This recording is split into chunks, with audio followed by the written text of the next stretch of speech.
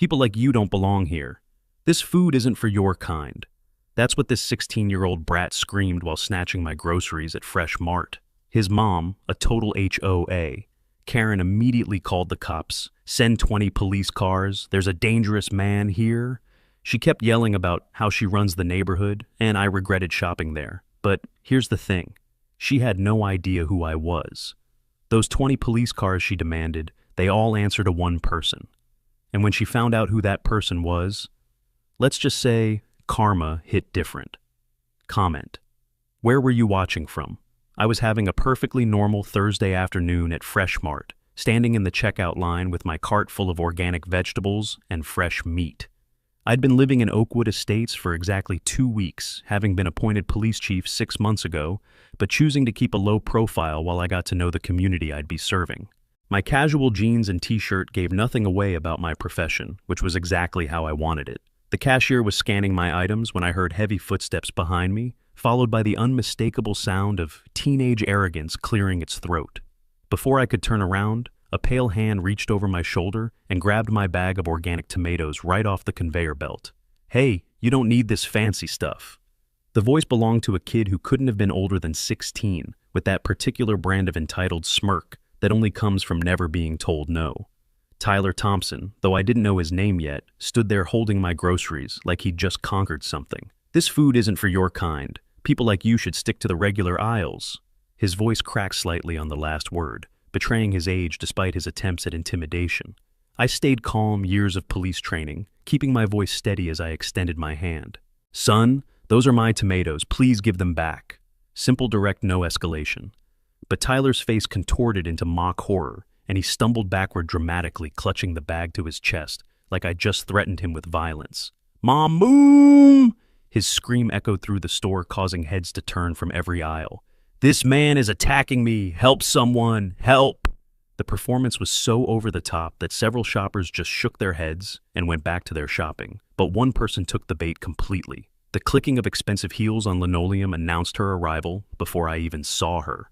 Patricia Thompson burst around the end cap display like a blonde hurricane, her designer handbag swinging wildly as she rushed to her son's aid. "Get away from my baby!" she shrieked immediately, pulling out her phone with one manicured hand while pushing Tyler behind her with the other. Her voice hit a pitch that made the fluorescent lights seem to flicker. "I'm calling the police right now." I watched with a mixture of amazement and exhaustion as she dialed, her fingers shaking with righteous fury. "Hello? Hello? Yes, this is an emergency. There's a dangerous man attacking us at Fresh Mart on Oak Street." Her voice cracked with fake tears that appeared instantly. "He's about 6 feet tall, threatening my teenage son. Send backup, send. Send 10 cars. No, 20, send. 20 police cars, and the SWAT team, hurry." Several customers had now pulled out their phones, but instead of calling for help, they were recording the spectacle. The irony wasn't lost on me that in trying to paint me as the aggressor, Patricia was creating evidence of her own hysteria. I calmly took out my own phone and hit record, making sure to capture the audio clearly. "Ma'am," I said, keeping my voice level and professional, "your son took my groceries and used discriminatory language. I simply asked for them back." Patricia whirled on me, her face red with indignation. "Shut up. People like you always play the victim, always causing problems in nice neighborhoods." She jabbed a finger at me, her voice rising even higher. "I run this community. I'm on the board, the head of the board. You'll regret ever coming to this store." The security guard, a young man who looked like he'd rather be anywhere else, stood frozen by the entrance, clearly unsure whether to intervene. I nodded at him reassuringly, then turned back to Patricia with genuine curiosity. "What neighborhood would that be, ma'am?" "Oakwood Estates," she declared triumphantly, as if the name itself was a weapon. "The nice area, the exclusive area. Not that someone like you could ever afford to live there." The smile that crossed my face must have unsettled her, because she took a step back, pulling Tyler with her. "I actually just moved to Oakwood Estates 2 weeks ago," I said pleasantly. "What a lovely coincidence." The color drained from Patricia's face so fast I thought she might faint right there in the produce section. That's impossible," she sputtered. I know everyone." "You're lying." Tyler, still clutching my tomatoes like a life preserver, looked between his mother and me with growing uncertainty. The bravado was starting to crack, reality seeping in through the gaps. I let the silence stretch for a moment, then gestured to my groceries still waiting on the conveyor belt. May I finish checking out? I'd hate for the ice cream to melt. Patricia's mouth opened and closed like a fish gasping for air, no sound coming out. Finally, she grabbed Tyler's arm and started backing away, her eyes never leaving mine. "This isn't over," she hissed. "You'll see. Those police will be here any minute, and then you'll be sorry." As they retreated, Tyler tossed my tomatoes back onto the belt with unnecessary force, one of them rolling onto the floor with a soft splat. I picked it up, paid for my groceries, and headed for the exit, knowing with absolute certainty that this was far from over. Patricia Thompson had just declared war on the wrong neighbor, and she didn't even know it yet. Wait, if he really lived in my neighborhood, why hadn't I seen him before, and why was he smiling like he knew something I didn't? Type your neighborhood name if you've ever dealt with a Karen like this. The look on Patricia Thompson's face when she pulled into her driveway and saw me stepping out of the house directly across the street was worth documenting for posterity. Her grocery bag slipped from her hands, sending cans rolling across her perfectly manicured lawn as she stood there, mouth agape, looking like she'd seen a ghost. "No, no, no, no, no," she shrieked, the sound carrying clearly across the quiet suburban street. "This can't be happening." I offered a friendly wave as I walked to my mailbox, acting as though our encounter at the store hadn't happened. "Beautiful evening, isn't it, neighbor?" I called out pleasantly. Her face turned an alarming shade of purple as she scrambled to collect her scattered groceries, shooting daggers at me with every movement. That night, the war began in earnest. At exactly 2 in the morning, music started blasting from the Thompson house at a volume that probably violated several city ordinances. I could see Patricia through her living room window, phone in hand, live streaming to what I assumed was some private neighborhood group. "Teaching the intruder a lesson," I heard her shout over the music. "This is what happens when the wrong element tries to move into our neighborhood." I calmly reached for my phone and started documenting everything, texting my deputy chief. A simple message: Phase 1 initiated, they're taking the bait. At 3 in the morning, the music finally stopped, only to be replaced by the sound of eggs hitting my front door. Tyler's aim was terrible. Most of them hit the siding, leaving trails of yolk that would be a pain to clean in the morning. By 4 in the morning, their 3 dogs mysteriously got loose and ran straight into my yard, where they proceeded to dig up my newly planted flower beds and defecate on my front steps. I watched it all from my window, my security cameras capturing every moment in crystal clear high definition. Patricia stood on her porch in a silk robe, pretending to call for the dogs, while making no actual effort to retrieve them. "Oh no," she called out in the fakest voice I'd ever heard. "How did they get out? Bad dogs come back." She was still filming herself, probably thinking she was creating plausible deniability. What she was actually creating was evidence. The next morning, I was out front watering my surviving plants as if nothing had happened. The egg residue on my door had already been documented and cleaned, the dog mess removed, and my flower beds temporarily repaired. Patricia marched across the street like she was leading an army, though her confidence faltered slightly when she saw how calm I appeared. "You don't belong here," she spat, stopping just at the edge of my property line. "This is a nice neighborhood, a family neighborhood. We have standards." I continued watering my plants, not even looking at her as I responded. "It certainly is a lovely neighborhood. I can see why you'd want to protect it from people who throw eggs at houses and let their dogs destroy property." Her face flushed, but she pressed on. "I don't know what you're implying, but I'll make your life here an absolute hell until you leave." "Ma'am," I said, finally turning to face her with a pleasant smile. "You already started. Please feel free to continue. I'm documenting everything for posterity." The threat was subtle but clear. Patricia's eyes narrowed as she noticed the security camera mounted prominently by my front door. "Ha!" she laughed, pointing at it. "You think that scares me? You think one little camera is going to protect you?" She spun on her heel and marched back to her house, already pulling out her phone to text someone. That night, I watched from my study as Tyler crept across the street with a baseball bat. He smashed the visible camera with 3 swings, then pulled out a can of spray paint. What he wrote on my garage door was so vile, so racist, that even describing it makes my stomach turn. But the best part? He filmed himself doing it, posting to what he thought was a private social media account. "Got his camera," he captioned the video. "Now the loser can't prove anything. Mom's gonna be so proud." Of course, what neither Tyler nor Patricia knew was that the visible camera was a decoy, a $30 fake from an online retailer. The real cameras, 4 of them in total, were hidden in my porch lights, mailbox doorbell, and a decorative rock in my garden. Every angle was covered, every crime recorded in perfect detail. As I sat in my home office reviewing the footage, my phone rang. It was Linda, my next-door neighbor, speaking in a hushed whisper. "Marcus, I don't mean to pry, but Patricia doesn't know what you do for a living, does she?" I chuckled softly. "No, Linda, she doesn't. And I'd appreciate it if we kept it that way for now." There was a pause, then Linda sighed. "She's gotten 3 families to move away in the last 2 years. Just be careful. She's meaner than she looks." I ended the call and pulled up the crime statistics for our neighborhood. 3 families moving in 2 years, all of them minorities, all of them citing hostile environment in their moving papers. Patricia Thompson had been terrorizing this neighborhood for years, thinking her position on the board made her untouchable. She was about to learn exactly how wrong she was. My phone buzzed with another text from my deputy. "Chief Washington, should we intervene?" I typed back quickly. "Not yet. Let her dig deeper. The hole isn't quite deep enough."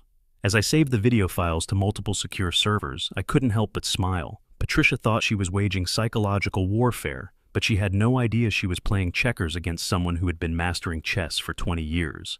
But how deep would Patricia dig her own grave? And what exactly was I waiting for? Comment karma if you think Patricia's about to get what's coming. The Oakwood Estates Community Center was packed to capacity for what Patricia had dramatically dubbed an emergency meeting regarding neighborhood security. She had sent out emails, posted flyers, and personally called every homeowner she could reach, painting a picture of imminent danger that had successfully terrified half the neighborhood. I arrived 15 minutes early, choosing a seat in the back row where I could observe everything. Patricia had prepared an actual PowerPoint presentation titled "The Marcus Problem," complete with blurry photos she'd taken of me from her window. As people filed in, I noticed the demographics of the crowd. Mostly white, mostly middle-aged, mostly looking uncomfortable, but too polite to leave. Patricia stood at the front in her best business suit, shuffling papers and whispering urgently to Tyler, who sat in the front row, looking simultaneously bored and smug. Several board members flanked her at the head table, including the HOA president, an elderly man named Richard, who looked like he'd rather be anywhere else. At exactly 7 o'clock, Patricia clicked on her laser pointer and began. "Thank you all for coming to this urgent meeting," she said, her voice trembling with manufactured emotion. "I've called you here because we have a serious threat to our community's safety and values." She clicked to the first slide, a zoomed-in photo of me watering my plants. "This man," she continued, pointing at my image like I was on a wanted poster, "moved in 2 weeks ago under suspicious circumstances. He claims to have purchased the Morrison house, but has anyone verified this? Has anyone checked his background, his references?" Patricia's voice rose with each question. "He attacked my teenage son at Fresh Mart yesterday. Poor Tyler was just shopping when this man became aggressive and threatening." Tyler nodded vigorously from his seat, adding, "He looked at me really scary. I thought he was going to hurt me." A few people in the audience shifted uncomfortably, but several others were nodding along. Someone in the middle muttered something about property values, and I made a mental note of their face. Patricia clicked to the next slide, edited security footage from her own camera that conveniently cut out all of Tyler's actions. "I have video evidence of his suspicious behavior," she declared triumphantly. "The video showed me standing in my driveway, then cut abruptly to me walking into my house. See how he's always watching, always lurking?" Patricia's voice had taken on a conspiratorial tone. "I make a motion as a board member to begin proceedings to have him removed from our neighborhood. Who's with me?"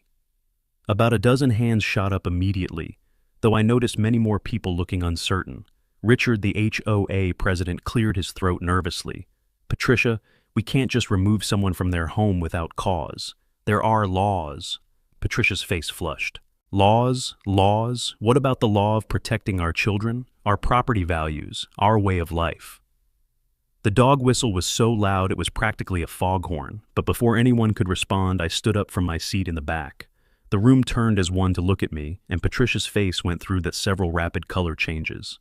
"Thank you for inviting me, Patricia," I said calmly, walking toward the front of the room. "I didn't invite you," she shrieked, clutching her laser pointer like a weapon. "HOA rules clearly state that all residents can attend open meetings," I replied, pulling out my phone. I took the liberty of reading the entire handbook. Fascinating document. Richard looked relieved at the interruption. "You're absolutely right, Mr." I smiled pleasantly. "Washington, Marcus Washington, and I have some videos I'd like to share with the community if that's all right. Patricia started to object, but Richard was already nodding. Fair is fair. If Patricia can present evidence, so can our new neighbor. I connected my phone to the projector with practiced ease, noting how Patricia's hands had started shaking. Let's start with the full unedited footage from Fresh Mart yesterday. I said, pressing play. The room watched in silence as the video showed Tyler stealing my groceries, using offensive language, and then pretending to be attacked while his mother called the police. The audio of Patricia demanding 20 police cars was crystal clear. That's fake, Patricia stammered as gasps rippled through the room. It's deep fake technology AI. I calmly switched to the next video. This is from my security system last night, I said.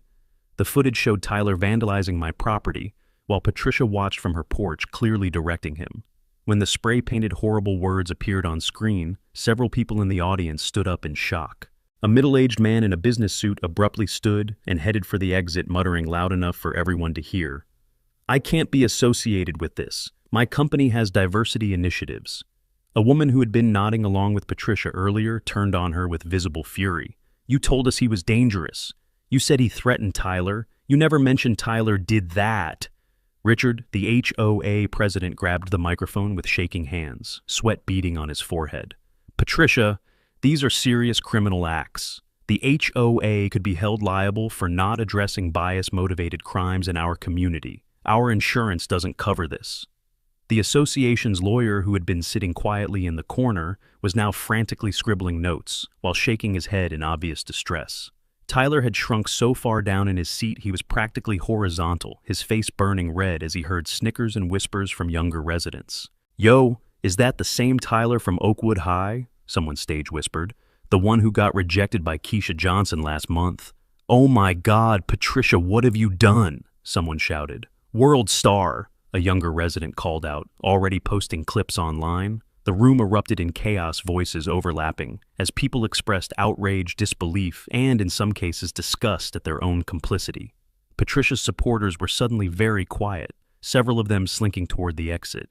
This is entrapment, Patricia screamed over the noise. He set us up. He's probably a criminal, a drug dealer. Check his background. Richard banged his gavel repeatedly, trying to restore order. Motion to remove Marcus Washington from the neighborhood, he called out when the room finally quieted. The vote was 15-12 in my favor, with several abstentions. Patricia's face contorted with rage as the results were announced. You're all traitors, she screamed.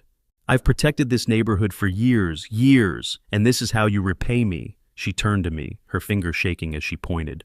You think you're so smart? Who do you think you are? I stood slowly, letting the question hang in the air for a moment. Everyone leaned forward, sensing something significant was about to happen. That's an excellent question, Patricia, I said quietly. But tonight isn't the night for that answer. I packed up my phone and headed for the door, pausing just before I left. Oh, and Patricia, you might want to check who signs the paychecks of those 20 police cars you wanted to send after me. The silence that followed me out was deafening. What did he mean by paychecks? Was Marcus connected to the police somehow? Or was he bluffing? Type, who is he, if you're dying to know Marcus's real identity. The next morning, Patricia launched what could only be described as a digital blitzkrieg against me. By the time I woke up at 6 in the morning, she had already posted in 10 different community groups online, each post more unhinged than the last. Dangerous individual in Oakwood Estates, protect your children. Read one headline accompanied by that same blurry photo of me watering plants.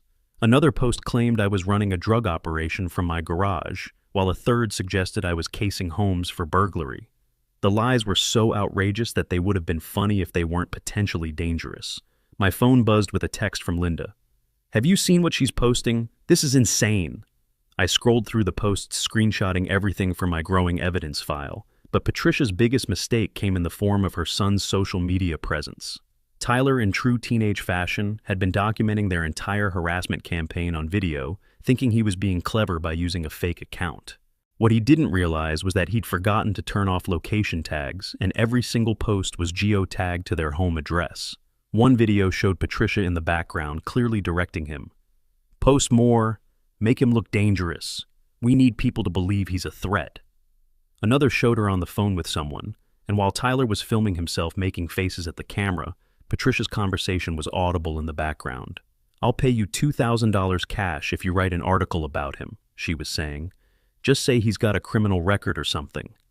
The fatal phone call came that evening. Patricia, thinking she was being smart, used a burner phone to call a friend who ran a local blog. What she didn't know was that my home security system included audio recording capabilities that could pick up conversations from her front porch when she stepped outside to make private calls. "Listen, Janet," Patricia's voice was clear on the recording. "I need you to write something about my neighbor, the black guy I told you about." There was a pause, presumably Janet responding. "I don't care if you don't have evidence," Patricia snapped. "Just look at him. People will believe it. They always do when it's, someone like him." Another pause. "Yes, $2,000, cash. Just make him sound dangerous, criminal, whatever works." There was a long pause on the other end before Janet spoke, her voice noticeably cooler. "Patricia, I run a legitimate blog. I can't just fabricate stories. That's defamation, and I could lose everything." Patricia's voice turned sharp and manipulative. "It's not fabricating if everyone already knows it's true. Look at him. People will believe it because they want to believe it. Besides," her tone became sickeningly sweet, "remember when I helped with your custody case? When I testified about what a good mother you were? Such a shame if I had to reconsider that testimony." The silence was deafening before Janet responded. "Patricia, that's blackmail." "It's friendship," Patricia hissed. "Real friends help each other. 2,000 cash, or I might remember things differently about your ex-husband's allegations." After hanging up, Patricia noticed Linda's young daughter playing with my golden retriever through the fence. The child was giggling as the dog licked her fingers. Patricia burst out of her house like a tornado. "Madison, get away from there! Don't touch that dangerous animal!" The little girl ran home crying, while Patricia screamed at my house, "Keep your vicious beasts away from our children. I'll call animal control." Inside my home office, I watched everything unfold on my security monitors while my smart home system captured every word in high-definition audio. Every threat, every lie, every attempt at manipulation was being preserved in multiple backup locations.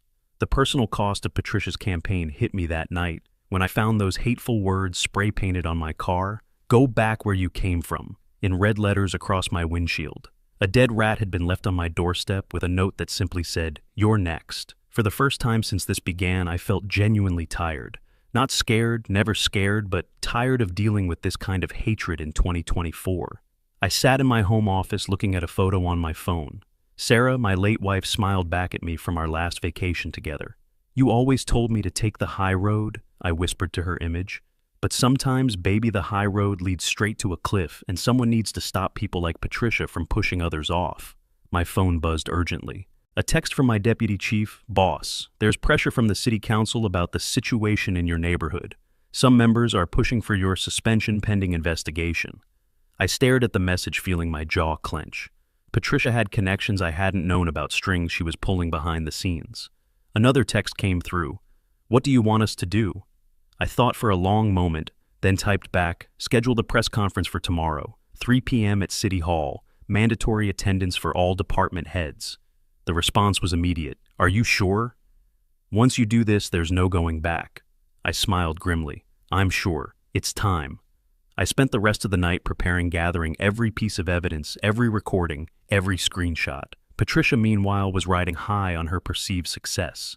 She'd seen the announcement about tomorrow's police press conference and assumed it was her victory. "Everyone come to City Hall tomorrow," she posted in her groups. "The police chief is going to address my complaints. We're going to expose this criminal once and for all." She even called a few friends to coordinate their attendance. "Bring signs," she told them. "Make sure the media sees that we won't tolerate dangerous elements in our neighborhood." Tyler posted a video of his mother practicing her speech in the mirror. "Chief, this man is terrorizing our family. He's a threat to public safety." Patricia was so confident, so sure of her victory, that she never stopped to wonder why the press conference had been called so quickly or why the announcement had used my name. That night, unable to sleep, I did one final review of everything that had led to this moment. Patricia Thompson had spent years making life hell for anyone she deemed unsuitable for her precious neighborhood. 3 families were driven out, countless others harassed, all because they didn't fit her narrow definition of who belonged. Tomorrow she would learn that karma sometimes comes wearing a badge. As I finally drifted off to sleep, my phone showed one last message from the mayor. "Marcus, I hope you know what you're doing." I smiled in the darkness. Oh, I knew exactly what I was doing.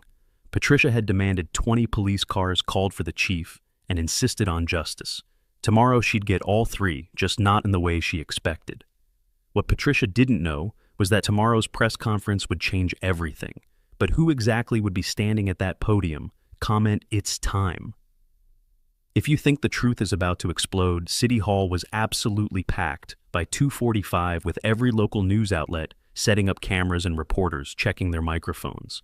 The official topic was community safety and recent incidents, which was vague enough to draw everyone's attention, but specific enough to make Patricia think this was about her complaints. She arrived early with an entourage of 10 supporters, positioning herself in the front row like she was the guest of honor. She'd even dressed for the occasion in her best suit, carrying a folder of what I assumed was her evidence against me. The podium bore a sign reading, "Police Chief Marcus Washington to speak." But Patricia was so focused on her upcoming moment of triumph that she didn't even register the name. "Where's this police chief?" she asked the person next to her. "I need to speak with him before he starts. He needs to hear what this criminal has been doing."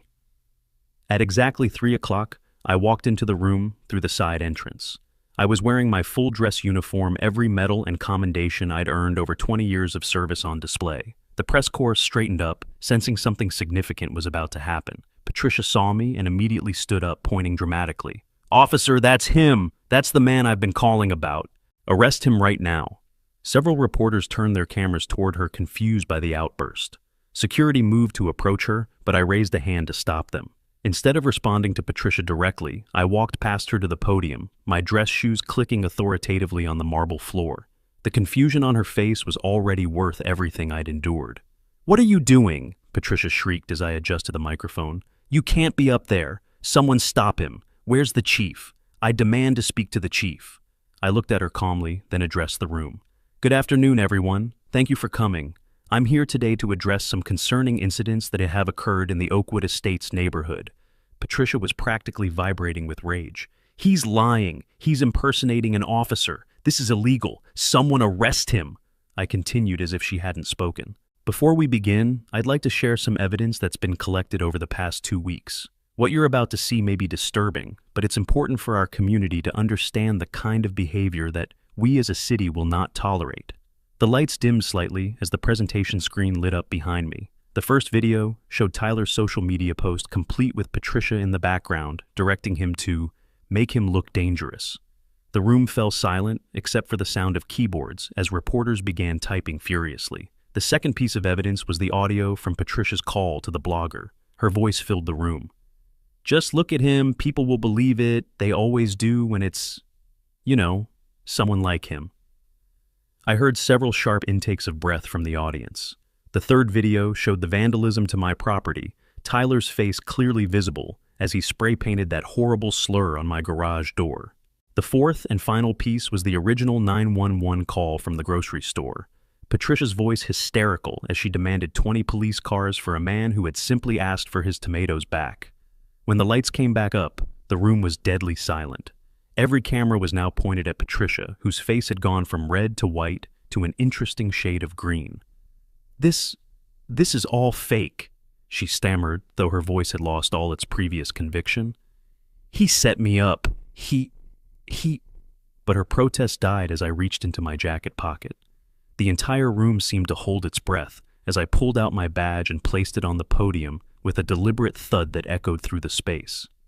"Ms. Thompson," I said, my voice carrying clearly through the microphone. "2 weeks ago, you asked who I am. You called 911 demanding 20 police cars. You wanted to speak to the chief." I paused, letting the moment build. "Well, I'm the chief of every single one of them. I am Police Chief Marcus Washington." The words rang out across the room like a thunderclap. "I've been serving this city for 6 months. I moved to Oakwood Estates 2 weeks ago to better understand the community I serve, to see firsthand how our citizens interact when they don't know they're being observed by law enforcement." The explosion of noise was immediate and deafening. Reporters jumped to their feet, cameras flashing like strobe lights. Patricia's supporters scrambled away from her like she was radioactive. Someone in the back shouted, "She called the cops on the police chief!" which immediately became a chant taken up by others. Patricia literally fainted, crumpling to the floor, in a heap of designer suit and broken dreams. Tyler, in a moment of pure teenage panic, tried to run for the exit, but tripped over his own feet, crashing into a row of chairs in what would become the second most watched video of the day. As paramedics rushed to attend to Patricia, I continued calmly. Patricia Thompson, when you're feeling better, you're under arrest for filing false police reports, aggravated harassment, criminal threatening, and conspiracy to commit defamation. You have the right to remain silent, which I strongly suggest you exercise for once. Patricia, semi-conscious and being loaded onto a stretcher, mumbled something that sounded like, but, you can't be. I leaned down so only she could hear me. Ma'am, I literally run the entire police force. Every single officer reports to me. As they wheeled her out, Tyler in handcuffs behind her, the room erupted again. A young reporter turned to her veteran colleague with eyes wide as saucers. This is better than Watergate. Did you see her face when he pulled out the badge? Patricia's supporters scattered like roaches when the lights came on, one woman desperately trying to hide her "We Stand with Patricia" sign behind her back, as cameras swiveled in her direction. The mayor, seated in the VIP section, loosened his tie nervously and whispered urgently to his aide, "Draft a statement immediately. Distance the city from her. Say she was never representative of our values." Tyler, his hands cuffed behind his back, was sobbing uncontrollably. "Mom, you said he was nobody. You said we own this town. You said the police would take our side." The young officer escorting him shook his head slightly. "Kid, your mom just spent 2 weeks harassing our boss. Nobody owns Chief Washington." The hashtag Karen called the cops. On the chief was trending before I even finished the press conference, but I wasn't done yet. There was more to come, and Patricia Thompson was about to learn that calling the cops on the police chief was just the beginning of her problems. But the arrest was just the beginning. What would happen to the woman who called 20 cops on their own boss, type karma police? If you think she got exactly what she deserved. Within 24 hours of the press conference, Patricia Thompson's life had completely imploded in the most publicly humiliating way possible. The video of her fainting went viral with over 100 million views in the first 48 hours, spawning countless memes and remixes set to everything from classical music to death metal. Her employer, a high-end real estate firm that prided itself on integrity and inclusion, released a statement before the sun even set. "We do not condone discrimination in any form. Patricia Thompson's employment has been terminated effective immediately." The speed at which she went from neighborhood queen bee to social pariah was genuinely breathtaking. Even people who had supported her just days before were now claiming they always knew something was off about her. The legal consequences hit just as hard as the social ones. Patricia faced 4 separate criminal charges, and while her lawyer managed to negotiate away jail time, she wasn't escaping unscathed. 2 years of probation, $50,000 in fines, and 500 hours of community service specifically focused on racial sensitivity training. The judge, a woman with absolutely no patience for nonsense, told Patricia, "You wanted the police involved? Well, now you've got their full attention for the next 2 years." Tyler's fate was sealed in juvenile court, 90 days in detention, 500 hours of community service, and expulsion from his school. His dreams of getting into a good college evaporated the moment offensive vandalism became part of his permanent record. During his sentencing, Tyler had desperately tried to shift all the blame to his mother. "She made me do it. She said if I didn't help her, she'd take away my car, my phone, everything. She told me we were protecting our home." The juvenile court judge, a no-nonsense woman with 30 years on the bench, wasn't buying it. "Young man, you're 16 years old. That's old enough to know that spray painting horrible words is wrong regardless of what your mother says. You made choices." As they left the court, Tyler was overheard asking his public defender, "Is my life really over, Will? Any college accept me now?" The lawyer sighed heavily. "It's not over, but son, you've made your path significantly harder. This will follow you." Patricia, in her own separate hearing, was still trying to play victim to the bitter end. "This unfair treatment, he targeted me because I'm white and successful." The prosecutor, a composed Asian American woman, calmly presented 57 distinct pieces of evidence. "Ma'am, you targeted him from the moment you saw him. We have it all documented, on video, that you recorded and posted online. You literally created the case against yourself." The Oakwood Estates HOA held an emergency meeting that Patricia was notably not invited to. Her removal from the board was unanimous, with even her former allies voting against her. "She's made us all look like bigots," one member complained. "My property value is going to tank because of her." Which was ironic, considering property values were all Patricia had claimed to care about. The family that bought Patricia's house 6 months later, after the bank foreclosed on, it was a delightful black family doctor, Johnson, her husband, and their 3 kids. The poetic justice of it was so perfect that Linda called me specifically to share the news. "You should see her face when she drives by to get her mail from the P.O. box." Linda laughed. "It's like someone's forcing her to eat lemons." The viral explosion was perhaps the most brutal part of Patricia's downfall. Someone created a video game called Karen vs. the Chief, where players had to avoid calling the cops on increasingly obvious authority figures. Her fainting video was remixed into no fewer than 50 different songs, my personal favorite being a techno version that sampled her "Send 20 police cars" scream. Tyler's trip and fall became a TikTok dance trend called the Tyler Tumble. Major news outlets picked up the story, with everyone from CNN to the BBC running segments on "the woman who called the cops on the police chief." Ellen mentioned it in her monologue, Trevor Noah did a whole segment, and someone even made a documentary that premiered on a major streaming platform. Patricia tried one last desperate attempt to salvage her reputation with a GoFundMe titled, "Victim of Police Entrapment, Help Me Fight Back." The description was a rambling mess of accusations, conspiracy theories, and thinly veiled racist dog whistles. It raised exactly $3.50, all from Tyler, before being taken down for violating the platform's terms of service. Her final public appearance was a Facebook Live video from her empty house boxes stacked behind her as she prepared to move. "This is all a setup," she ranted to her dwindling audience. "I'm not racist. I have a black dentist. I shop at stores owned by those people."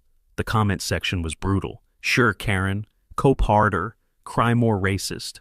This you," followed by screenshots of her worst posts. My response to all of this was measured and professional. I didn't gloat publicly, though. Privately, I'll admit to watching the fainting video more than once. I donated the money from the civil lawsuit to youth programs focused on diversity and inclusion. I started a community policing initiative that included regular town halls where residents could meet their officers in casual settings. I even implemented a new training program for my department called Assumptions and Authority: How Bias Affects Policing. When asked about Patricia in interviews, I always kept it simple. This was never about one person. It's about making sure everyone in our community feels safe and welcome, regardless of what they look like. But my favorite moment came when a reporter asked if I had any regrets about how things went down. "My only regret," I said with a completely straight face, "is that she asked for 20 cars and I could only send 2 to arrest her. Budget constraints, you know." 1 year later, fate would bring us face to face one more time. But would either of us be ready for what happened next? Comment the crying emoji if Patricia's tears bring you joy. 1 year later, I was doing a routine community patrol downtown. Something I made sure to do at least once a week to stay connected with the people I served. It was a beautiful spring afternoon, and I was checking on the community service crews cleaning up the park when I saw a familiar figure in an orange vest, bent over picking up trash with one of those grabber tools. The teenager straightened up and turned around, and there was Tyler Thompson, looking like a completely different person from the entitled brat who'd stolen my tomatoes. He was thinner. His face had lost that smug expression, and his eyes carried the weight of someone who had learned hard lessons. The moment he saw me, he froze like a deer in headlights, his hand tightening on the trash bag until his knuckles went white. "Chief Washington," he said, his voice barely above a whisper. I stood there for about 30 seconds just observing him. Tyler's eyes filled with tears, and suddenly the tough guy facade crumbled completely. "I'm sorry." The words burst out of him like a dam breaking. "I'm so sorry. I was stupid. I was racist. I was everything wrong with this world." He was full-on sobbing now, snot and tears streaming down his face. "My mom taught me to think that way, but I chose to do those things. I chose to hurt you. I ruined my life, and I deserve it." His supervisor started to approach, concerned about the commotion, but I waved them off. "Your mother taught you," I said quietly, "but you're right. You chose to spray paint my house. You chose to use those words. You chose to post those videos." Tyler nodded miserably, wiping his face with his sleeve. "I know I hate myself. I destroyed everything. My future is gone." "No," I said firmly, and he looked up in surprise. "Your future isn't gone. It's damaged. There's a difference. Gone means no hope of repair. Damage means you have to work harder to fix it. I reached into my pocket and pulled out a business card, holding it out to him. Tyler stared at it like it might bite him. Second Chance Youth Program, I explained. They specialize in helping young people with records rebuild their lives. College isn't impossible, just harder. Employment isn't impossible, just more challenging. Tyler's hand shook as he took the card. "Why would you help me?" he asked, his voice cracking. "After everything I did." I thought about it for a moment before answering. "Because hate taught you to hate. Your mother fed you poison from birth. Maybe kindness can teach you something different." "I don't deserve this," Tyler said, clutching the card like a lifeline. "Probably not," I agreed, which made him flinch. But grace isn't about deserving. It's about recognizing that people can change if they really want to. The question is, do you really want to? Tyler nodded so hard I thought his head might fall off. "Yes, God, yes, I volunteer at the food bank now. I'm trying to make up for it, to be better." I studied him for another moment, then nodded. "Then call that number, do the work, and Tyler," he looked up hopefully, "don't waste this chance. You won't get another one from me." As I walked away, I heard him whisper, "Thank you." I didn't respond, just kept walking. Redemption wasn't mine to give. All I could offer was opportunity. Later that evening, at the annual Unity BBQ that had become an Oakwood Estates tradition, Linda found me manning the grill. "You know Tyler Thompson volunteers at the food bank now?" she said conversationally. "So I heard," I replied, flipping burgers. "His mother still blames you for everything," she continued. "Posts about it on some fringe sites. Says you're part of a conspiracy to replace white people." I chuckled, shaking my head. "Some people never learn, Linda. They'd rather cling to their hate than admit they were wrong." She nodded, then pointed across the park. "But some do learn. Look." I followed her gesture and saw Tyler in the distance serving food to a diverse line of families. He was smiling, actually smiling, as he handed a plate to a little black girl who thanked him shyly. Our eyes met across the park, and he gave me a respectful nod. I returned it, then went back to my grilling. A young boy, maybe 7 or 8, tugged on my apron. "Mr. Police Chief," he said excitedly, "my mom says you're a hero. She says you stopped a bad lady." I knelt down to his level, smiling. "I'm not a hero, buddy. I just did my job. Real heroes are people who choose to change when they realize they're wrong. That takes more courage than anything I've ever done." The boy nodded solemnly, as if I'd shared some great wisdom, then ran off to play. I stood up and looked around at the gathering families of every color and background, sharing food, laughing kids playing together without any thought of differences. This was what Patricia had been so afraid of, this mixing, this unity, this proof that her narrow worldview was dying. That night back in my office, I pulled out that photo of Sarah one more time.